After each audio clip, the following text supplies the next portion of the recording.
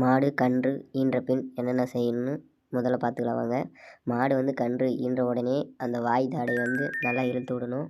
அப்புறமா பார்த்துக்கிட்டிங்கன்னா அந்த காலோட அந்த குழாம்பு வந்து இதாக இருக்கும், அதையும் நல்லா இழுத்து விட்டுக்காங்க. அப்போ தான் கன்றுக்குட்டி நல்லா நடக்கிறதுக்கு நல்லா வசதியாக இருக்கும் பெருசானதுக்கப்புறம். அப்புறம் அதை இழுத்துட்ட பின்னாடி மாட்டுக்கு அந்த கன்றுக்குட்டியை வந்து மாடுக்கு நல்லா எட்டுற மாதிரி பக்கம் சாக்காடியில் போட்டு பக்கம் படுக்க வைங்க. மாடு பார்த்தீங்கன்னா அந்த கன்றுக்குட்டி நல்லா நக்கி சுத்தம் பண்ணிடும். சுத்தம் பண்ணால் தான் கன்றுக்குட்டி நல்லா எழும், இல்லைன்னா ஓடுறதுக்கு ஆரம்பிக்காது. அப்படியே தான் படுத்துகிட்டே இருக்கும். நல்லா சுத்தமாக நக்கினதுக்கப்புறம் பார்த்துக்கிட்டிங்கன்னா ஒவ்வொரு கன்றுக்குட்டியும் பால் குடிக்கும், ஒவ்வொரு கன்றுக்குட்டியும் பால் குடிக்காது இந்த கன்றுக்குட்டி.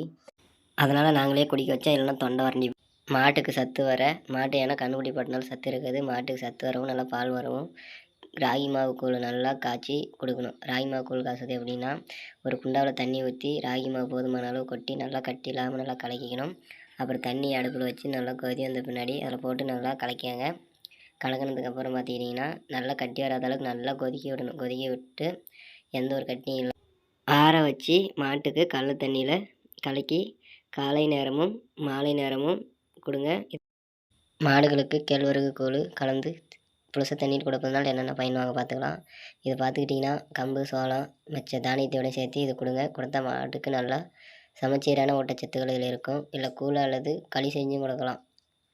கேழ்வரகு கொடுக்கறதுனால என்னென்ன சத்துனா கால்சியம், இரும்பு சத்து மற்றும் அமினோ அமிலங்கள் போன்ற ஊட்டச்சத்துகள் இருக்கும். கேழ்வரகு கொடுக்கறதுனால மாடு கன்று போட்ட உடனே கேழ்வரகு கூழ் மாடுகளுக்கு செரிமானத்துக்கு உதவும்.